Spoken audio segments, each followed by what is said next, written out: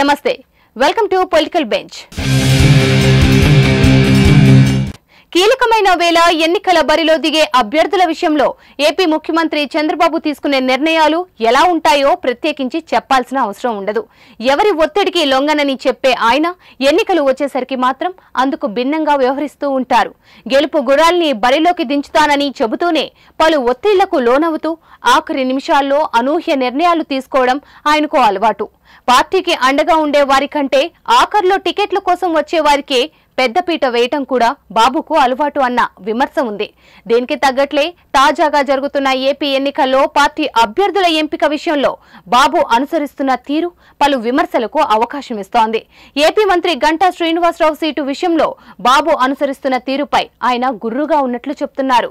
విశాఖ జిల్లా భీమిలి స్థానంలో తన కుమారుడు కమ్ ఐటీ మంత్రి లోకేష్ ను పోటీకి దించే విషయమై బాబు తీవ్రంగా కసరత్తు చేస్తున్న సంగతి తెలిసిందే.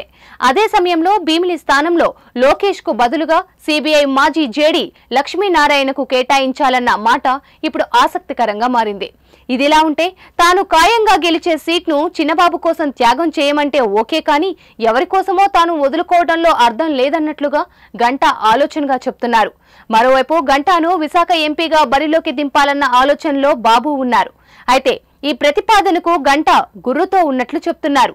తనకు ఎంపీగా పోటీ చేయడం ఇష్టం లేదన్న విషయాన్ని అధినేతకు ఇప్పటికే తెలియజేసినట్లు తెలుస్తోంది. కానీ బలమైన అభ్యర్థి బరిలో నిలవాలంటే గంటా పోటీ చేయక తప్పదన్న మాట చంద్రబాబు చెప్పినట్లుగా సమాచారం. దీంతో మనస్తాపానికి గురైన గంటా నిన్నటి నుంచి కనిపించట్లేదని చెప్తున్నారు. అమరావతికి వెళ్తున్నట్లు చెప్పిన ఆయన అక్కడికి వెళ్లకుండా హైదరాబాద్ కు వెళ్లారని, ఎవరికీ టచ్ లోకి వెళ్లకుండా ఉన్న ఆయన వ్యవహారం ఏపీ ముఖ్యమంత్రికి ఇబ్బందికరంగా మారుతున్నదని చెప్తున్నారు. తనను ఇష్టం వచ్చినట్లుగా వాటేయడంపై ఆగ్రహంగా ఉన్న గంటా అవసరమైతే పార్టీ మారైనా సరే తాను ఎమ్మెల్యేగా పోటీ చేస్తానని సన్నిహితుల వద్ద చెప్పినట్లుగా తెలుస్తోంది.